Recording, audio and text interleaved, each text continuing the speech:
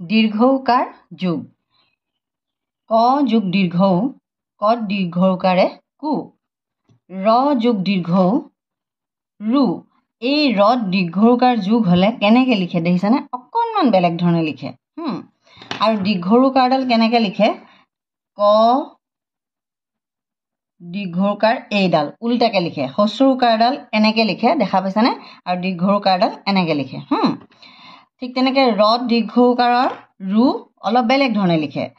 দন্তীয়া দত দীৰ্ঘৌকাৰে দু মত দীৰ্ঘৌকাৰে মু কত দীৰ্ঘৌকাৰে কু মূৰ্ধন্য ত কুত দন্তীয়া ধত দীৰ্ঘৌকাৰে ধু প ধূপ ৰত দীৰ্ঘৌকাৰে ৰু প ৰূপ মত দীৰ্ঘৌকাৰে মু ল মূল ঠিক তেনেকে পূব মূৰ দূৰ পুৰ ধূনা মূলা পূজা সূতা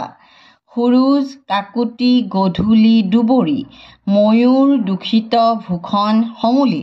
দেখা পাইছা এতিয়া চোৱা মূলা এবিধ পাচলি পূব দিশত সুৰুজ উদয় হয় গছৰ শিপাক মূল বুলি কয় ঘৰত গধূলি ধূপ ধূনা লগাবা আনক কটু কথা নিশিকাবা দূষিত বায়ু অপকাৰী ময়ূৰ ধুনীয়া চৰাই এই বাক্যটো মন কৰা ময়ূৰ বুলি ক'লেগে জোৰ দিছে অন্ত্যেষ্ট ইয়ৰ তলত দীৰ্ঘৌকাৰ লাগিছে আৰু ধুনীয়াটো বেছি জোৰ দিয়া নাই হস্ৰও লাগিছে ধুনীয়া ময়ূৰত ইয়টোৰ তলত দীৰ্ঘৌকাৰ লাগিছে আৰু ধুনীয়াটোত হস্ৰৌকাৰ লাগিছে ময়ূৰ ধুনীয়া চৰাই সৎ গুণ মানুহৰ ভূষণ